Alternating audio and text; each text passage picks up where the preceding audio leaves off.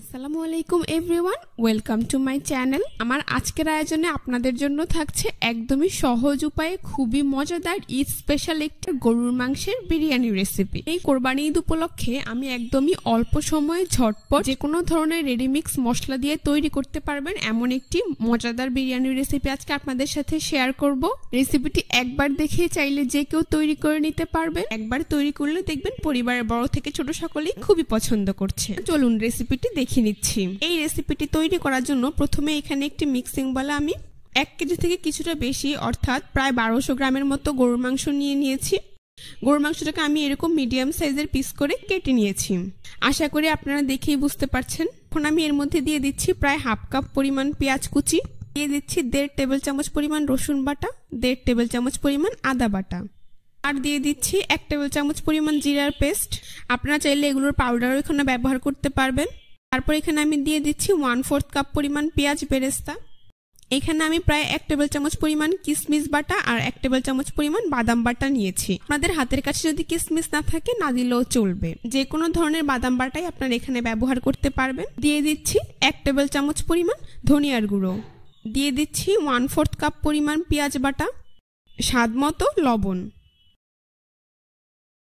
তারপর এখানে আমি রাঁধুনি রেডিমিক্স মশলা 1 প্যাকেট পুরোটাই এখানে দিয়ে দিয়েছি। আপনারা চাইলে যে কোনো ধরনের রেডিমিক্স মশলা এখানে ব্যবহার করতে পারবেন। এইবার এখানে আমি প্রায় 1/4 কাপ পরিমাণ টক দই অ্যাড করে নিচ্ছি, আর দিয়ে দিচ্ছি 2 টেবিল চামচ পরিমাণ সরিষার তেল। এবার সবগুলো উপকরণ হাত দিয়ে খুব ভালো করে মিশিয়ে নিচ্ছি। আজকের এই রান্নাটা আমি সরিষার তেল দিয়েই করব। আপনারা চাইলে সয়াবিন তেল দিয়েও রান্না করতে পারবেন। খুব ভালো করে মশলাগুলোকে মাংসের সাথে মিশিয়ে নিচ্ছি। এ পর্যায়ে আমি এখানে দিয়ে দিচ্ছি প্রায় 1 টেবিল চামচ পরিমাণ লাল মরিচের গুঁড়ো। ঝালের পরিমাণটা আপনাদের পছন্দ অনুযায়ী কমিয়ে বা বাড়িয়ে দিতে পারবেন। মরিচের গুঁড়ো সবকিছুর সাথে খুব ভালো করে মিশিয়ে নিচ্ছি। যদি এখানে আপনারা তেহেরি তৈরি করেন তাহলে সেক্ষেত্রে মরিচ কিংবা হলুদের গুঁড়ো কোনোটাই ব্যবহার করবেন না। তো সবগুলো উপকরণ একসাথে খুব ভালো করে মেশানো হয়ে গিয়েছে। এখন একটি ঢাকনা দিয়ে ঢেকে আমি এটাকে ফ্রিজের নর্মাল চেম্বারে রেস্টে রাখবো প্রায় 1 থেকে 1.5 ঘন্টার জন্য। এখন আমি অন্য একটি মিক্সিং বল নিয়ে নিচ্ছি। তারপর এর মধ্যে প্রায় 3 কাপ পরিমাণ পোলাও চাল নিয়ে নিচ্ছি। আপনারা যে কোনো পোলাও চাল এখানে ব্যবহার করতে পারবেন। এবার এর মধ্যে পরিমাণ মতো পানি দিয়ে দিচ্ছি। তারপর পোলাও চালটাকে খুব ভালো করে 2-3 বার পানি চেঞ্জ করে ধুয়ে নিচ্ছি। এখন খুব ভালো করে পানি ঝরিয়ে এরকম একটি স্ট্রেনারে নিয়ে নিচ্ছি। তারপর এটাকে এভাবে একপাশে রেখে দিচ্ছি। এতে করে পোলাও চাল থেকে খুব ভালো করে পানি ঝরে পোলাও চালটা অনেকটাই ঝুরঝুরে হয়ে যাবে। তো প্রায় 1 থেকে 1.5 ঘন্টা পর আমি ম্যারিনেট করা মাংসটাকে ফ্রিজ থেকে নামিয়ে নিয়েছি। এই যে দেখুন মাংসতে কিন্তু খুব ভালো করে মশলাও ঢুকেছে। আশা করি আপনারা দেখেই বুঝতে পারছেন। এবার আমি সরাসরি মূল রান্নায় চলে যাচ্ছি। সেই জন্য চুলায় আমি এরকম একটি পাত্র বসিয়ে দিয়েছি। তারপর এর মধ্যে আমি দিয়ে দিচ্ছি প্রায় 1 কাপ পরিমাণ সরিষার তেল। আমি মাংস প্লাস বিরিয়ানির চালটাও এই তেল দিয়ে রান্না করব, তাই একেবারে 1 কাপ পরিমাণ তেল নিয়েছি। এখন তেলটাকে কিছুটা গরম করে নিচ্ছি। আমি এখানে নিয়ে নিয়েছি 4 থেকে 5টি এলাচ, 2 থেকে 3টি তেজপাতা এভাবে চিড়ে নিয়েছি, 3 থেকে 4টি লবঙ্গ নিয়েছি, কিছু আস্ত গোলমরিচ নিয়েছি, আর নিয়েছি 2 থেকে 3 টুকরো দারুচিনি। এবার সবগুলো গরম মশলা আমি এর মধ্যে দিয়ে দিচ্ছি, আর দিয়ে দিচ্ছি প্রায় 1 টেবিল চামচ পরিমাণ আস্ত জিরা। আপনারা চাইলে এখানে শাহি জিরাও ব্যবহার করতে পারবেন। এবার চুলার আঁচ মিডিয়ামে রেখে এই মশলাগুলোকে 1 মিনিটের মতো ভেজে নিচ্ছি। খুব বেশি ভাজার দরকার নেই, সেক্ষেত্রে এগুলো পুড়ে যেতে পারে। এখন আমি ম্যারিনেট করা মাংসটা এর মধ্যে দিয়ে দিচ্ছি। যেহেতু মাংসটা ম্যারিনেট করার সময় আমি সব ধরনের মশলা ব্যবহার করেছি, তাই এখানে অতিরিক্ত কোনো মশলা দেওয়ার আর প্রয়োজন নেই। এইবার চুলার আঁচ মিডিয়ামে রেখে মাংসটাকে খুব ভালো করে জাল করে নিতে হবে। এই পর্যায়ে এখানে কোনো প্রকার পানি ব্যবহার করা যাবে না। চুলার আঁচ মিডিয়ামে রেখে কিছুক্ষণ পরপর মাংসটাকে নেড়ে চেড়ে দিতে হবে, যাতে করে মাংসটা লেগে না যায়। এখন আমি এর মধ্যে দিয়ে দিচ্ছি প্রায় 4 থেকে 5টি কাঁচামরিচ কুচি। কাঁচামরিচটাকে সবকিছুর সাথে খুব ভালো করে মিশিয়ে নিচ্ছি।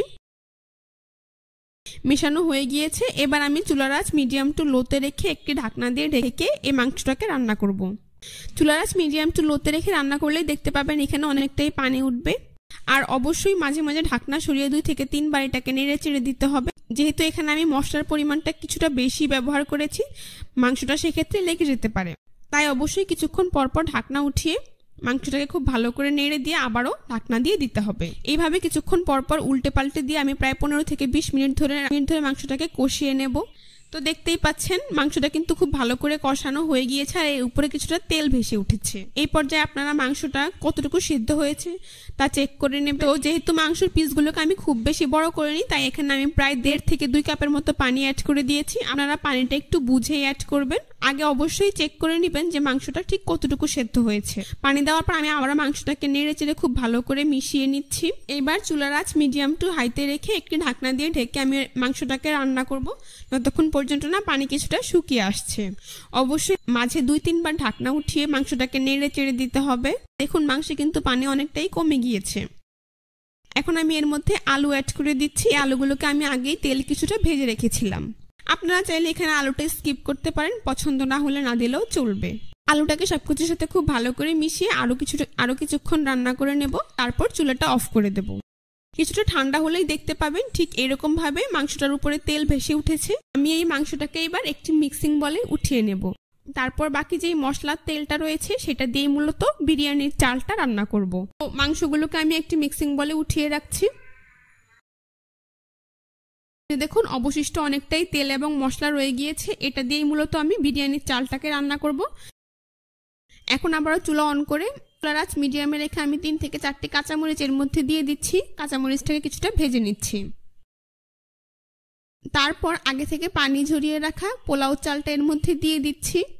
এবার এই তেল আর মশলার সাথে পোলাও চালটাকে খুব ভালো করে মিশিয়ে নিচ্ছি। এখানে পোলাও চালটাকে খুব বেশি ভাজার প্রয়োজন নেই।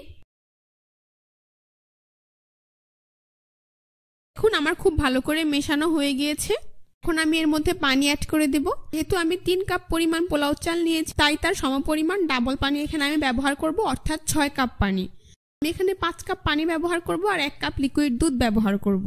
আপনাদের যদি লিকুইড দুধ না থাকে সেক্ষেত্রে আপনারা পুরো 6 কাপই পানি ব্যবহার করবেন। আর পানিটা অবশ্যই গরম পানি হতে হবে। তো আমি আগে থেকেই প্রায় 5 কাপের মতো পানি ফুটিয়ে রেখেছিলাম, সেই পানিটাই আমি এখানে এখন দিয়ে দিচ্ছি। তারপর খুব ভালো করে পানি আর চালটাকে মিশিয়ে নিচ্ছি। দিয়ে দিচ্ছি স্বাদ মতো লবণ। এবার চুলার আঁচ বাড়িয়ে দিয়ে পানিতে বলক আসা পর্যন্ত অপেক্ষা করছি। এই যে দেখুন পানিতে কিন্তু বলক চলে এসেছে। এখন আমি একটি ঢাকনা দিয়ে ঢেকে রান্না করবো ততক্ষণ পর্যন্ত না পানিটা শুকিয়ে আসছে। আপনারা চাইলে মাঝে 2-3 বার ঢাকনা উঠিয়ে এগুলোকে নেড়ে চেড়ে দিতে পারেন। দেখুন পানি কিন্তু অনেকটাই শুকিয়ে গিয়েছে, কিন্তু পুরোপুরি পোলাও চালটা ঝরঝরে হয়নি। আশা করি আপনারা দেখেই বুঝতে পারছেন। এই পর্যায়ে চালটাকে আমি কিছুটা উল্টে পাল্টে দিয়ে এইবার মাঝে অল্প কিছু চাল রেখে বাকি চালগুলোকে আমি এইভাবে চারপাশে ছড়িয়ে দিচ্ছি। তারপর উঠিয়ে রাখা মাংসগুলোকে আমি এর মাঝ বরাবর দিয়ে দিচ্ছি। এবার চারপাশে যে চালটা সরিয়ে রেখেছিলাম সেগুলোকে এইভাবে মাংসের উপরে দিয়ে দিচ্ছি। আশা করি আপনারা দেখেই বুঝতে পারছেন কিভাবে আমি কাজটা করছি। খুব ভালো করে কিন্তু চালটা সব পাশ থেকে মাংসের উপরে দিয়ে দিয়েছি। আমি এর উপর কিছুটা ঘি দিয়ে দিচ্ছি, এতে করে বিরিয়ানির ফ্লেভারটা অনেক সুন্দর আসবে। আমি উপরে কিছুটা বেরেস্তা ছিটিয়ে দিচ্ছি আর এরকম 3 থেকে 4টে আস্ত কাঁচামরিচ নিয়ে নিচ্ছি। এগুলোকে বিরিয়ানির মধ্যে এভাবে দিয়ে দিচ্ছি। আপনারা চাইলে এখানে গোলাপ জল, কেওড়া জল কিংবা যে কোনো ধরনের বিরিয়ানির ফ্লেভার এখানে ব্যবহার করতে পারবেন। তারপর চুলা অফ করে এটাকে তাওয়ার উপর বসিয়ে দিচ্ছি 10 থেকে 15 মিনিটের জন্য। তো 10 থেকে 15 মিনিট পর আমি ঢাকনা সরিয়ে নিচ্ছি। এবার বিরিয়ানিগুলোকে আর মাংসটাকে চালের সাথে খুব ভালো করে মিশিয়ে নেব। তো দেখতেই পাচ্ছেন বিরিয়ানিটা কিন্তু দেখতে মাশাআল্লাহ অনেক বেশি সুন্দর হয়েছে। আর আপনারা একবার তৈরি করলেই বুঝতে পারবেন এটা টেস্ট খেতে ঠিক কতটা মজার হয়েছে। এখন আপনাদেরকে আমি গরম গরম পরিবেশন করে দেখিয়ে দিচ্ছি। দেখুন বিরিয়ানিটা দেখতে মাশাআল্লাহ কতটা সুন্দর এবং ঝরঝরে হয়েছে, খেতেও হয়েছে অনেক বেশি মজার। আপনারা পুরো রেসিপিটি ফলো করে একবার হলেও তৈরি করবেন আর কেমন হয়েছে তা আমাকে অবশ্যই জানাবেন। ঈদের দিনে খুবই সহজভাবে অল্প সময়ে ঝামেলাবিহীন একটি বিরিয়ানির রেসিপি আপনারা চাইলে তৈরি করে নিতে পারবেন এই রেসিপিটি ফলো করে। আসসালামু আলাইকুম everyone, welcome to my channel. খুবই সহজভাবে ভীষণ মজাদার ঈদ স্পেশাল একটি সেমাইয়ের রেসিপি আজকে আপনাদের সাথে শেয়ার করব। ঈদের সকালের ডেজার্ট হিসেবে কোন রকম ঝামেলা ছাড়াই ঘরে থাকা উপকরণ দিয়ে ঝটপট আপনারা এই সেমাই রেসিপিটি তৈরি করে নিতে পারবেন। আর একবার তৈরি করে দিলে পরিবারের বড় থেকে ছোট সকলেই খুবই পছন্দ করবে। আশা করছি আজকের রেসিপিটি আপনাদের সবার কাছে ভীষণ ভালো লাগবে। তো আর কথা বাড়াচ্ছি না, চলুন রেসিপিটি দেখে নিচ্ছি। এই রেসিপিটি তৈরি করার জন্য প্রথমে চুলায় একটি কড়াই আমি প্রায় 1 লিটার পরিমাণ তরল দুধ দিয়ে দিচ্ছি। চুলার আঁচ মিডিয়ামে রেখে দুধটাকে কিছুটা জাল করে নিতে হবে।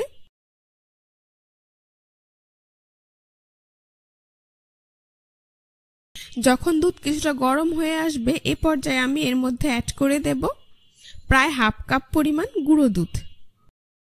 গুঁড়ো দুধটা দিয়ে সাথে সাথে এটাকে লিকুইড দুধের সাথে মিশিয়ে নিতে হবে, তা না হলে এটা দলা পেকে যেতে পারে। চুলার আঁচ মিডিয়ামে রেখে অবশ্যই দুধটাকে অনবরত নেড়ে চেড়ে জাল করে নিতে হবে। তো গুঁড়ো দুধটা খুব ভালোভাবে মেশানো হয়ে গেলে এবার এখানে আমি দিয়ে দিচ্ছি 1/4 কাপ পরিমাণ চিনি। চিনিটাকেও দুধের সাথে খুব ভালোভাবে মিশিয়ে নিচ্ছি। আপনারা চাইলে এর পরিবর্তে কনডেন্স মিল্কও দিতে পারবেন, আর চিনির পরিমাণটা পছন্দ অনুযায়ী দিয়ে দিবেন। দুধটাকে অনেকটা সময় নিয়ে জাল করে ঘন করে ফেলা যাবে না। এখানে গুঁড়ো দুধ দেওয়ার কারণে দুধটা কিন্তু এমনিতেই অনেকটাই ঘন হয়ে যাবে। তো দেখতেই পাচ্ছেন আমার দুধটা কিন্তু একদম রেডি। এখন এটাকে আমি এক সাইডে রেখে দিচ্ছি। তারপর চুলায় একটি প্যানে আমি প্রায় 1.5 টেবিল চামচের মতো ঘি দিয়ে দিচ্ছি। ঘি কিছুটা গরম হয়ে গেলে এখানে প্রথমে আমি অ্যাড করে দিচ্ছি প্রায় 10 থেকে 15টি কাজু বাদাম, দিয়ে দিচ্ছি 1/4 কাপ পরিমাণ কাঠবাদাম কুচি, কিশমিশ দিয়ে দিচ্ছি 4 থেকে 5টি, পেস্তা বাদাম দিয়ে দিচ্ছি 1 টেবিল চামচ পরিমাণ, আর সবশেষে এখানে আমি দিয়ে দিচ্ছি 2টি খেজুর। খেজুরগুলোকে আমি এইভাবে লম্বা করে কেটে দিয়েছি।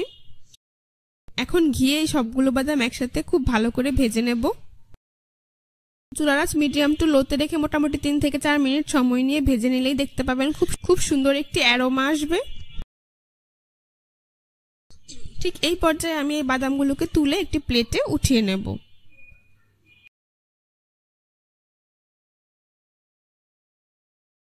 তো সবটুকু বাদামি আমি একটি প্লেটে উঠিয়ে নিয়েছি। এবার এই প্যানে আমি দিয়ে দিচ্ছি প্রায় 1/2 কাপ পরিমাণ লাল চিকন সেমাই। চুলার আঁচ লোতে রেখে 2 থেকে 3 মিনিটের মতো সেমাইটাকে ঘিয়ে ভেজে নেব। যদিও এই সেমাইটা কিন্তু আগে থেকেই ভাজা থাকে, তাও সুন্দর ফ্লেভারের জন্য আমি এটাকে 2 থেকে 3 মিনিটের মতো ভেজে নেব। 2 থেকে 3 মিনিট মিডিয়াম টু লো আঁচে ভেজে নিলেই দেখতে পাবেন সেমাইয়ের কালারটা কিছুটা চেঞ্জ হয়ে এসেছে। ঠিক এই পর্যায়ে আমি আগে থেকে জাল করে রাখা দুধটা এর মধ্যে ঢেলে দিচ্ছি।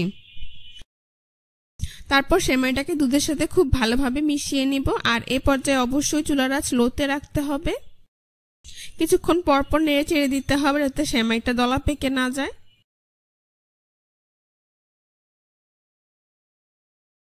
দেখতেই পাচ্ছেন আমার কিন্তু সেমাইটা অনেকটাই তৈরি করা হয়ে গিয়েছে। এখন আমি ভেজে তুলে রাখা বাদামগুলোকে এর মধ্যে দিয়ে দেব। তারপর বাদামগুলোকেও সেমাইয়ের সাথে খুব ভালোভাবে মিশিয়ে নেব।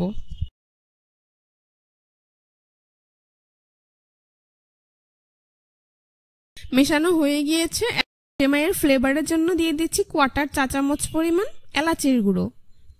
আপনাদের হাতের কাছে না থাকলে না দিলেও চলবে। এলাচের গুঁড়োটাকে আমি সবকিছুর সাথে খুব ভালোভাবে মিশিয়ে নিচ্ছি। মেশানো হয়ে গিয়েছে। আমার কিন্তু সেমাইটা তৈরি। মাত্র 10 মিনিট সময় হাতে নিয়ে কোনো রকম ঝামেলা ছাড়াই কিন্তু আপনারা এই সেমাইটা তৈরি করে নিতে পারবেন। এবার পরিবেশন করে আপনাদের দেখিয়ে দিচ্ছি। দেখতেই পাচ্ছেন সেমাইগুলো দেখতে মাশাআল্লাহ কতটা সুন্দর হয়েছে, এটা খেতেও কিন্তু হয়েছে অনেক বেশি মজাদার। উপরে কিছুটা বাদাম কুচি দিয়ে আমি এটাকে সাজিয়ে নিচ্ছি। ঈদের সকালে ডেজার্ট হিসেবে একদমই অল্প সময়ে হাতের কাছে থাকা কয়েকটি উপকরণ দিয়ে কিন্তু ঝটপট এই সেমাই রেসিপিটা আপনারা তৈরি করে নিতে পারবেন। আর একবার তৈরি করে দিলে সকলেই এটি খেয়ে খুবই পছন্দ করবে। চাইলে যে কোনো অতিথি আপ্যায়নের ডেজার্ট হিসেবে আপনারা এই রেসিপিটি তৈরি করে নিতে পারেন। আর একবার তৈরি করে দিলে কিন্তু পরিবারের বড় থেকে ছোট সকলেরই খুবই পছন্দ হবে। আশা করছি আজকের রেসিপিটা আপনাদের সবার কাছে ভীষণ ভালো লেগেছে। রেসিপিটি ভালো লেগে থাকলে অবশ্যই আমার চ্যানেলটি সাবস্ক্রাইব করবেন। আসসালামু আলাইকুম everyone, welcome to my channel. আজকে ওয়েলকাম জানাচ্ছি একদমই সহজ উপায়ে গরুর নেহারি বা পায়া রান্নার রেসিপিটি দেখার জন্য। এই নেহারি রেসিপিটি বিভিন্ন এলাকায় বিভিন্ন নামে পরিচিত, আর এলাকা ভেদে এর রান্নার প্রসেসটাও হয় ভিন্ন। আজকে আমি খুবই সহজ উপায়ে এই রেসিপিটি শেয়ার করছি। যাদের নিহারি রান্নার রেসিপিটি জানা নেই অথবা প্রথম রান্না করতে চাচ্ছেন, আশা করি আজকের এই রেসিপিটি তাদের খুবই উপকারে আসবে। এবার মূল রান্নায় চলে যাচ্ছি। তো এই রেসিপিটি তৈরি করার জন্য প্রথমেই এইরকম একটি পাত্র নিয়ে নিয়েছি। মূলত এটাতে আমি নিহারিটা রান্না করব। তারপর এখানে আমি প্রায় 6 থেকে 7 পিস এরকম গরুর পায়া বা নিহারি নিয়ে নিয়েছি। এগুলোকে আমি ঠান্ডা পানি দিয়ে 4 থেকে 5 বার ধুয়ে পরিষ্কার করে নিয়েছি। এখন এই নেহারিগুলোকে আমি এই পাত্রে নিয়ে নিচ্ছি। তারপর এর মধ্যে আমি দিয়ে দিচ্ছি পরিমাণ মতো ফুটন্ত গরম পানি। এবার গরম পানিতে নেহারিটাকে এইভাবে উল্টে পাল্টে মোটামুটি 10 থেকে 15 মিনিটের জন্য ভিজিয়ে রাখবো। এতে করে নেহারির ভেতরে থাকা রক্ত অথবা ময়লাটা বেরিয়ে আসবে। আমি এগুলোকে 10 থেকে 15 মিনিটের জন্য এভাবেই রেখে দেবো। আর কিছুক্ষণ পর এভাবে উল্টে পাল্টে দিচ্ছি যাতে সব পাশ খুব ভালোভাবে পরিষ্কার হয়ে যায়। দেখতেই পাচ্ছেন অনেকক্ষণ পানিতে ভিজিয়ে রাখার ফলে পায়ের ভেতরে থাকা অনেক ময়লাই কিন্তু উঠে এসেছে। তো 10 মিনিট পর এখন আমি এই পায়াগুলোকে পানি থেকে খুব ভালো করে ছেঁকে নেব। তারপর ঠান্ডা পানি দিয়ে আরো একবার ধুয়ে এখন আমি এগুলোকে এই পাত্রে আবারও নিয়ে নিচ্ছি। আশা করি আপনারা পুরো প্রসেসটাই বুঝতে পারছেন। আপনারা অবশ্যই নিহারি রান্নার আগে এইভাবে গরুর পায়াগুলোকে পরিষ্কার করে নেবেন। এবার আমি এর মধ্যে দিয়ে দিচ্ছি প্রায় 1.5 টেবিল চামচ পরিমাণ রসুন বাটা, 1.5 টেবিল চামচ পরিমাণ আদা বাটা, 1 টেবিল চামচ পরিমাণ জিরা বাটা। এখানে আমি নিয়েছি প্রায় 5 থেকে 6টি লবঙ্গ, 3 থেকে 4টি তেজপাতা আমি এভাবে চিড়ে নিয়েছি, 2 থেকে 3 পিস দারুচিনি, 4 থেকে 5টি এলাচ, আর এখানে আমি আস্ত গোলমরিচ নিয়েছি 5 থেকে 6টি। এই সবগুলো গরম মশলা আমি এখানে দিয়ে দিচ্ছি। তারপর এখানে আমি দিয়ে দিচ্ছি প্রায় হাফ কাপ পরিমাণ পেঁয়াজ কুচি, 5 থেকে 6টি কাঁচামরিচ এভাবে ফালি করে কেটে এর মধ্যে দিয়ে দিচ্ছি। 1 চা চামচের মতো হলুদের গুঁড়া দিয়ে দিচ্ছি। নিহারি রান্নায় কিন্তু খুব বেশি হলুদ ব্যবহার করা যাবে না।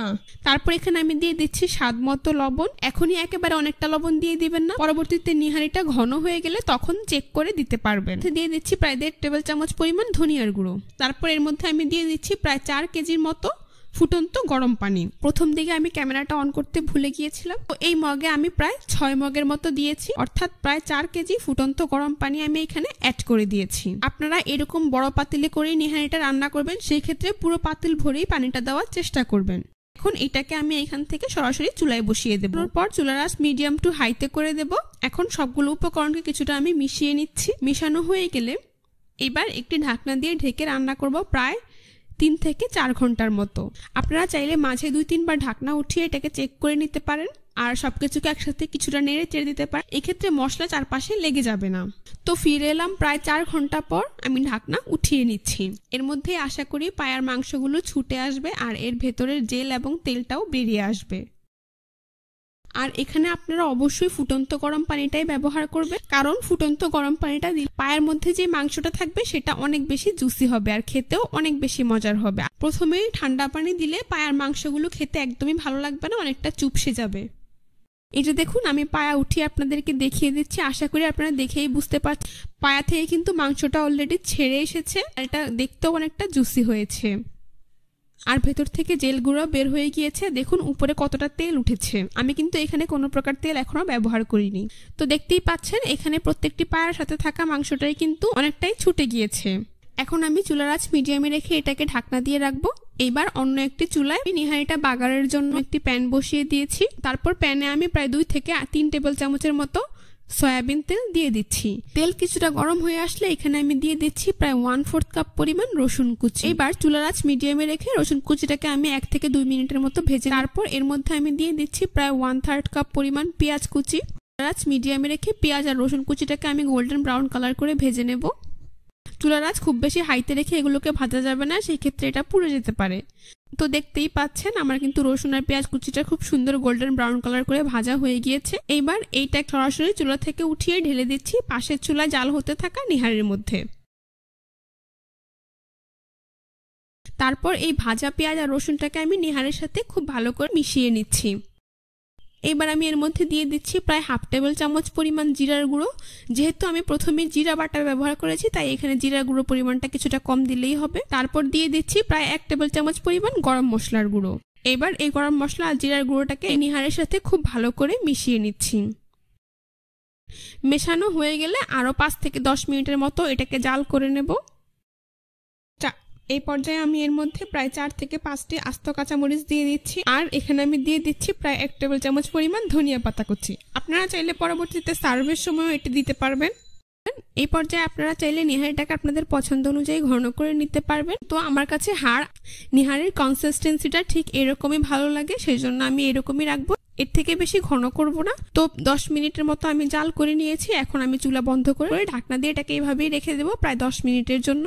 পর গরম গরম আপনাদেরকে আমি পরিবেশন করে দেখিয়ে দিচ্ছি। তো দেখতেই পেলেন একদমই সহজভাবেই কিন্তু আজকের এই নিহারি অথবা পায়া রেসিপিটা আপনাদের সাথে শেয়ার করেছি। গরম গরম রেসিপিটা আপনারা রুটি, পরোটা বা চালের রুটির সাথে খেতে পারবেন। একবার তৈরি করে দেখবেন, পরিবারের সকলে কিন্তু খুবই পছন্দ করবে। তো আশা করছি আজকের এই সহজ রেসিপিটা আপনাদের সবার কাছে ভীষণ ভালো লেগেছে। অবশ্যই রেসিপিটি একবার তৈরি করবেন আর খেয়ে দেখবেন ঠিক কতটা মজার। আজকের রেসিপিটি ভালো লাগলে অবশ্যই আমার চ্যানেলটি সাবস্ক্রাইব করবেন। আসসালামু আলাইকুম everyone, welcome to my channel. খুবই সহজ উপায়ে ঝটপট কোনো রকম ঝামেলা ছাড়াই খুবই মজাদার এবং ইউনিক একটি লাশ অমলেট তৈরির সবচেয়ে সহজ রেসিপি শেয়ার করছি। মাত্র 2টি উপকরণ দিয়ে একদমই অল্প সময়ে খুবই সহজভাবে এই লাশ অমলেট আপনারা তৈরি করে নিতে পারবেন কোনো ঝামেলা ছাড়াই। এই লাশ অমলেটটি ঠান্ডা করে খেলে গরমে আপনারা খুবই তৃপ্তি পাবেন। বাসায় বড় থেকে ছোট সকলেই খুবই পছন্দ করবে। তো আর কথা না বাড়িয়ে চলুন রেসিপিটি দেখে নিচ্ছি। এই রেসিপিটি তৈরি করার জন্য প্রথমে একটি মিক্সিং বলে আমি 3টি ডিম ভেঙে নিয়ে নিচ্ছি। আপনারা চাইলে ডিমের পরিমাণ বাড়িয়ে বা কমিয়ে নিতে পারবেন, তবে সর্বনিম্ন 2টি ডিম নেওয়ার চেষ্টা করবেন। এর কম নিলে লাশ অমলেটটা ভালো হবে না। তারপর এর মধ্যে দিচ্ছি 1/4 কাপ পরিমাণ চিনি। চিনির পরিমাণটা খুব বেশি দিলে এটা খেতে ভালো লাগবে না, তাই আপনারাও চেষ্টা করবেন 3টি ডিমের সাথে 1/4 কাপ চিনি দিতে। তারপর দিয়ে দিচ্ছি একদমই সামান্য পরিমাণ লবণ, যাতে করে ডেজার্টের মিষ্টিটা ব্যালেন্সে থাকে। এবার একটি হ্যান্ডউইচ দিয়ে ডিমগুলোকে খুব ভালো করে ফেটিয়ে নিচ্ছি। কিছুটা সময় নিয়ে খুব ভালো করে ফেটিয়ে নিতে হবে, যাতে এর মধ্যে কোনো প্রকার লাম্পস না থাকে আর চিনি গলে ডিমের সাথে মিশে যায়। আবার দীর্ঘক্ষণ ধরে ফেটিয়ে এটাকে ফোম তৈরি করা যাবে না। তো দেখতেই পাচ্ছেন আমার ডিম ফেটানো হয়ে গিয়েছে আর এর মধ্যে কোনো প্রকার লাম্পসও নেই। এখন একটি মেজারমেন্ট কাপ নিয়ে নিচ্ছি এই ডিমটাকে মেপে নেওয়ার জন্য। লাশ অমলেট তৈরি করার জন্য আপনারা ডিমের পরিমাণটা অবশ্যই একটি কাপ অথবা যে কোনো বাটি দিয়ে মেপে নিবেন, কারণ সেই সমপরিমাণ দুধ আমাদের এখানে অ্যাড করতে হবে। তো এবার ডিমটাকে আমি এই কাপে ঢেলে নিচ্ছি। দেখুন পুরোপুরি 1 কাপ হয়েছে। এখন এই ডিম 3টিকে আমি আবারও সেই মিক্সিং বলে ঢেলে নিচ্ছি। এবার এই ডিমের সমপরিমাণ অর্থাৎ 1 কাপ পরিমাণ দুধ আমি এর মধ্যে অ্যাড করে দিচ্ছি। দুধটাকে আমি আগেই জাল করে ঠান্ডা করে নিয়েছি। দুধটাকে অনেকক্ষণ জাল করে ঘন করার প্রয়োজন নেই, শুধুমাত্র একবার বলক আসলেই এটাকে উঠিয়ে ঠান্ডা করে নিতে হবে। তারপর ডিমের সমপরিমাণ দুধ এর মধ্যে অ্যাড করে দিতে হবে। এইবার দুধটাকে ডিমের সাথে খুব ভালো করে মিশিয়ে নিচ্ছি। দেখতেই পাচ্ছেন আমার ডিম আর দুধ খুব ভালো করে মেশানো হয়ে গিয়েছে। এখন আমি এরকম একটি বাটি নিয়ে নিয়েছি, এটা দিয়েই আমি লাশ অমলেট তৈরি করব। একটি ব্রাশ দিয়ে এর চারপাশে এবং নিচে খুব ভালো করে তেল ব্রাশ করে নিচ্ছি। তারপর এই দুধ ডিমের মিশ্রণটা এই বাটিতে ঢেলে দিচ্ছি। চুলায় এরকম একটি পাত্র বসিয়ে পরিমাণ মতো পানি দিয়েছি। পানি কিছুটা গরম হয়ে আসলে এইবার এই দুধ ডিমের মিশ্রণ এই পানিতে এইভাবে বসিয়ে নিচ্ছি। তারপর একটি ঢাকনা দিয়ে দিচ্ছি। ঢাকনার এই ছিদ্রটাকেও আমি বন্ধ করে দিচ্ছি। তারপর চুলার আঁচ মিডিয়াম টু লোতে রেখে অপেক্ষা করছি 25 থেকে 30 মিনিট পর্যন্ত। তো 30 মিনিট পর ঢাকনা সরিয়ে নিচ্ছি। একটি কাঠি দিয়ে এইভাবে চেক করে নিচ্ছি লাশ অমলেটটা হয়েছে কিনা। এটা দেখুন কাঠিতে কিন্তু লেগে আসেনি, তার মানে আমার লাশ অমলেটটা হয়ে গিয়েছে। এখন এটাকে এখান থেকে তুলে ঠান্ডা করে নিচ্ছি। একটি স্প্যাচুলা দিয়ে লাশ অমলেটটাকে চারপাশ থেকে এইভাবে ছাড়িয়ে নিচ্ছি। তারপর এর উপর একটি প্লেট দিয়ে এভাবে মোল্ড আউট করে নিচ্ছি। আপনারা দেখে নিশ্চয়ই বুঝতে পারছেন কাজটা আমি কিভাবে করছি। লাশ অমলেটটাকে সাজানোর জন্য আমি এখানে একটি পুদিনা পাতা দিয়ে দিচ্ছি। দেখুন লাশ অমলেটটা দেখতে মাশাআল্লাহ কতটা সুন্দর হয়েছে। এটা খেতেও কিন্তু অনেক বেশি মজার হয়েছে। এইবার এক পাশ থেকে কেটে আপনাদেরকে আমি দেখিয়ে দিচ্ছি।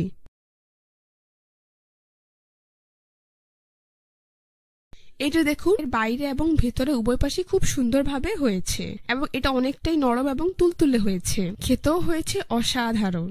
আপনারা চাইলেই ঈদের দিনে সকালে অথবা বিকেলে ডেজার্ট হিসাবে এই লাশ অমলেট তৈরি করে নিতে পারবেন কোনো ঝামেলা ছাড়াই। আমাদের অনেক সময় পুডিং তৈরি করতে গেলে ক্যারামেল হয় না অথবা ক্যারামেলের ঝামেলায় পড়তে হয়, কিংবা পুডিংটা সুন্দরভাবে হয় না। সেই হিসেবে কোনো ঝামেলা ছাড়াই কিন্তু মিহি করা ছাড়া আপনারা এই লাশ অমলেট তৈরি করে নিতে পারবেন। এটাকে তৈরি করে ফ্রিজে নরমাল চেম্বারে রেখে ঠান্ডা করে খেলে এই গরমে সবাই খুবই তৃপ্তি পাবে। আশা করছি আজকের রেসিপিটা আপনাদের সবার কাছে ভীষণ ভালো লেগেছে। আমার আসসালামু আলাইকুম প্রিয় দর্শক, স্বাগত জানাচ্ছি আমার আজকের পর্বে। খুবই সহজভাবে ঝটপট কোনো রকম ঝামেলা ছাড়াই ঘরে থাকা উপকরণ আর প্যাকেটের মশলা দিয়ে ঈদ স্পেশাল একটি চিকেন রোস্ট রেসিপি আজকে আপনাদের সাথে শেয়ার করব। রেসিপিটি তৈরি করা খুবই সহজ, খেতে একদমই বিয়ে বাড়ির রোস্টের মতো হয়, অনেক মজাদার আর সুস্বাদু। একবার তৈরি করে দিলেই পরিবারের বড় থেকে ছোট সকলেই খুবই পছন্দ করবে। ভাত, পোলাও কিংবা রুটি অথবা পরোটার সাথে খেতেও অসাধারণ লাগে। আর কথা বাড়াচ্ছি না, চলুন রেসিপিটি দেখে নিচ্ছি। এই রেসিপিটি তৈরি করার জন্য প্রথমে এখানে আমি 2টা মুরগির মাংস নিয়েছি। এগুলোকে আমি এইভাবে 8 পিস করে কেটে নিয়েছি। প্রত্যেকটি ভাগ দেখতে ঠিক এইরকম হয়েছে, আশা করি আপনারা দেখেই বুঝতে পারছেন। এখানে আমি পাকিস্তানি কক নিয়েছি। এবার আমি এর মধ্যে দিয়ে দিচ্ছি 1 চা চামচ পরিমাণ লবণ। লবণটাকে মুরগির সাথে খুব ভালোভাবে মাখিয়ে নিচ্ছি। এখন মুরগিগুলোকে হালকা ভেজে নেব, সেজন্য চুলায় একটি প্যানে পরিমাণ মতো তেল দিয়ে এখন মুরগিগুলোকে আমি এই গরম তেলে দিয়ে দিচ্ছি। চুলার আঁচ মিডিয়ামে রেখে 2-3 বার উল্টে পাল্টে মুরগিগুলোকে হালকা গোল্ডেন ব্রাউন কালার করে ভেজে নিতে হবে। খুব বেশি ভেজে লাল করে ফেলার প্রয়োজন নেই। তো 2-3 বার উল্টে পাল্টে আমি মুরগির মাংসগুলোকে ভেজে নিয়েছি। এখন এগুলোকে প্যান থেকে তুলে একটি প্লেটে উঠিয়ে নিচ্ছি।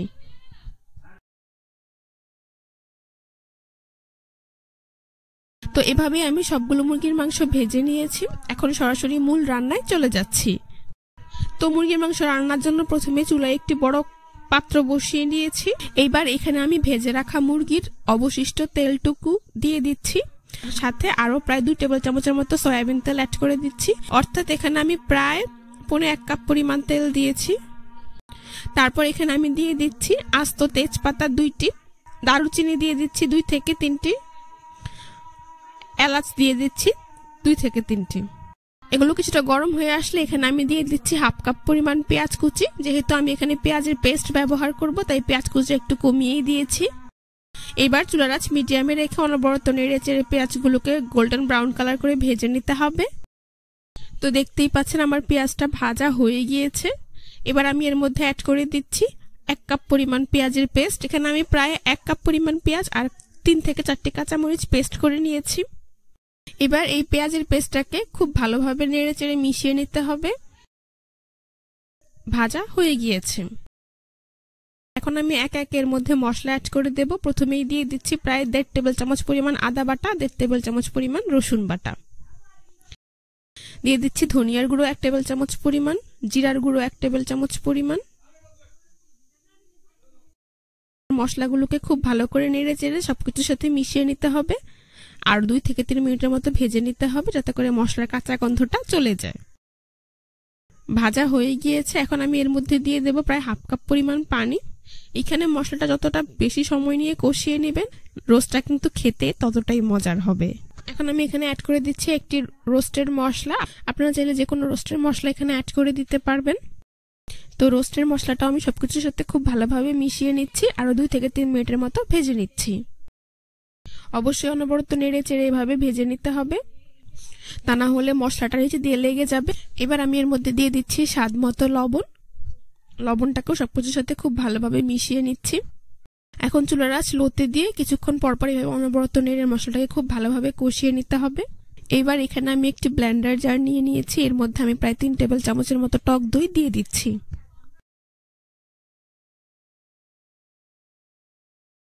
তারপর দিয়ে দিচ্ছি প্রায় 1.5 থেকে 2 টেবিল চামচ পরিমাণ টমেটো কেচাপ।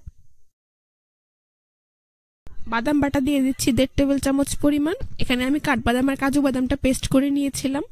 লাল মরিচের গুঁড়ো দিয়ে দিচ্ছি 1 টেবিল চামচ পরিমাণ। আর পেঁয়াজ বেরেস্তা দিয়ে দিচ্ছি প্রায় 1/2 কাপ পরিমাণ। এবার এই সবগুলো উপকরণ একসাথে পেস্ট করে নেব।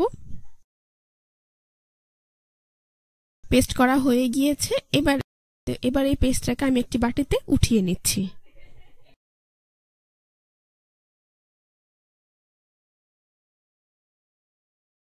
অন্যদিকে দেখতে পাচ্ছেন মশলাগুলো কিন্তু খুব ভালোভাবে কষানো হয়ে গিয়েছে, উপর অনেকটাই তেল ভেসে উঠেছে।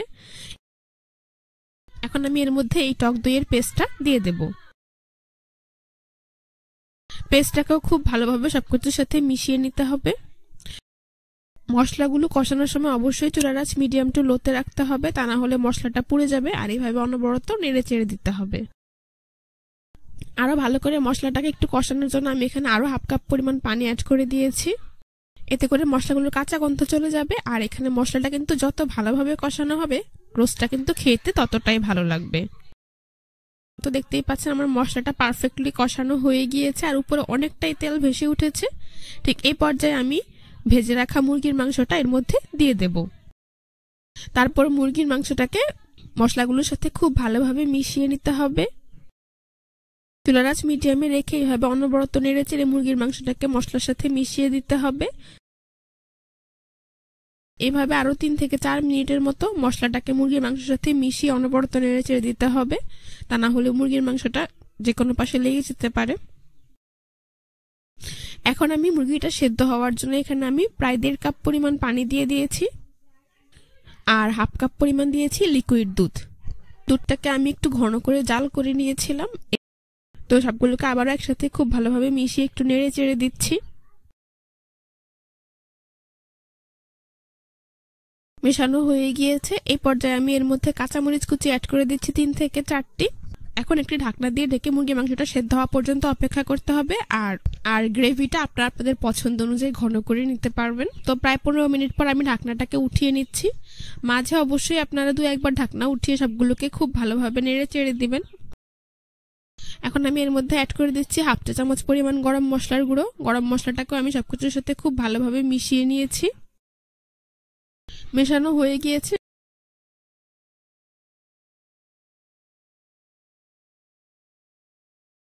এখন সবশেষে এখানে আমি অ্যাড করে দিচ্ছি প্রায় 2 টেবিল চামচ পরিমাণ গুঁড়ো দুধ। গুঁড়ো দুধটা দিলে এই রোস্টের মধ্যে একটা ক্রিমি ভাব চলে আসবে, এটা খেতেও অনেক বেশি ভালো লাগবে। তো আমার কিন্তু রোস্টটা একেবারেই রেডি। রোস্টের গ্রেভিটা আপনাদের পছন্দ অনুযায়ী কমিয়ে বাড়িয়ে রাখতে পারবেন। তো আমার কিন্তু রোস্টটা একেবারে তৈরি। এখন গরম গরম পরিবেশন করে আপনাদের দেখিয়ে দিচ্ছি।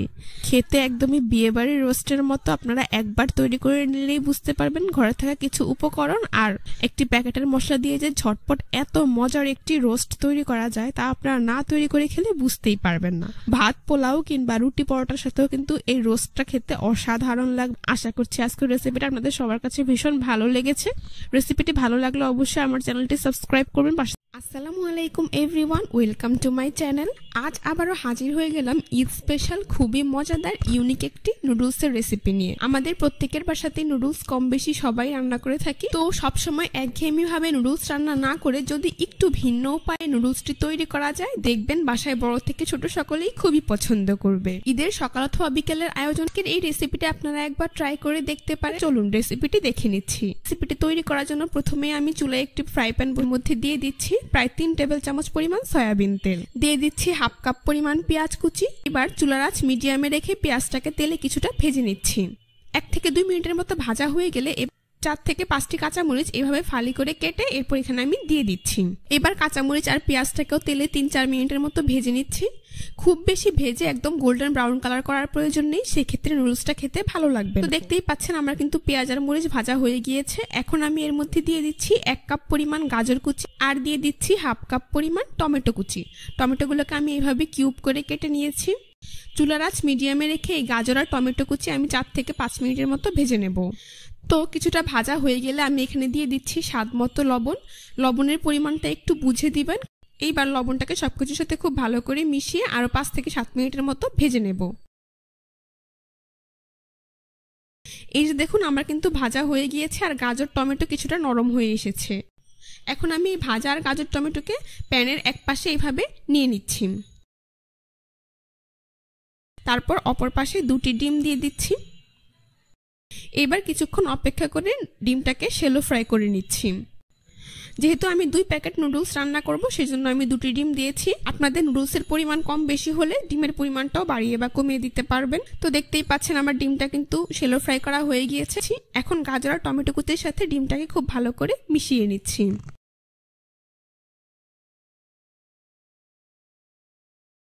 মেশানো হয়ে গিয়েছে। এবার আমি নুডলসের প্যাকেটের একটি মশলা এর মধ্যে দিয়ে দিচ্ছি। মশলাটাকেও সবকিছুর সাথে খুব ভালো করে মিশিয়ে নিচ্ছি। এখন আমি 2 প্যাকেট ইনস্ট্যান্ট নুডলস নিয়ে নিচ্ছি। নুডলসটাকে প্রথমে আমি হাত দিয়ে এইভাবে মাঝ বরাবর ভাগ করে নিচ্ছি। তারপর প্রত্যেকটা পার্ট এইভাবে খুলে দিয়ে দিচ্ছি। আশা করি আপনারা দেখেই বুঝতে পারছেন। তো 2টি নুডলসের প্যাকেটই আমি এর মধ্যে দিয়ে দিয়েছি। এইবার নুডলসের সাথে সবজিগুলোকে কিছুটা মিশিয়ে নিচ্ছি।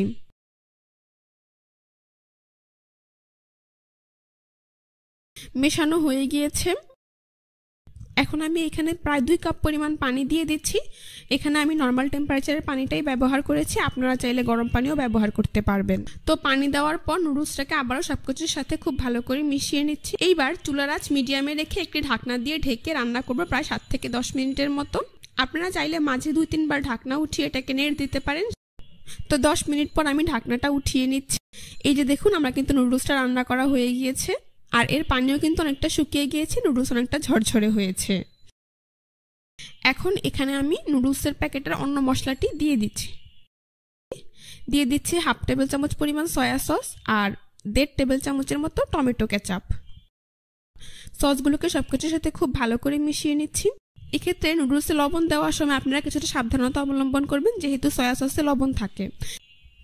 মেশানো হয়ে গিয়েছে। সবশেষে এখানে আমি দিয়ে দিচ্ছি প্রায় 1 টেবিল চামচ পরিমাণ ধনিয়া পাতা কুচি। ধনিয়া পাতা কুচিগুলোকেও খুব ভালো করে সবকিছুর সাথে মিশিয়ে নিচ্ছি। এইবার চুলা অফ করে গরম গরম পরিবেশন করে আপনাদের দেখিয়ে দিচ্ছি। দেখতেই পেলেন কত অল্প সময় আমি ঝটপট মাত্র 10 মিনিটে একটু ভিন্ন উপায়ে খুবই মজাদার একটি নুডলসের রেসিপি আপনাদেরকে তৈরি করে দেখিয়েছি। আর এভাবে তৈরি করলে নুডলসটা কিন্তু অনেকটাই জুসি হবে আর খেতে অনেক বেশি মজার হবে। আর নুডলসও একটা একটার সাথে লেগে যাবে না। ঈদের সকালে অথবা বিকেলের নাস্তা হিসেবে এইভাবে একবার নুডলস তৈরি করে দেখবেন, সবাই খুবই পছন্দ করবে। রেসিপিটি ভালো লাগলে আমার চ্যানেলটি সাবস্ক্রাইব করে পাশে থাকা বেল বাটনটি অন করে দিবেন। সবাই ভালো থাকবেন, সুস্থ থাকবেন। আল্লাহ হাফেজ।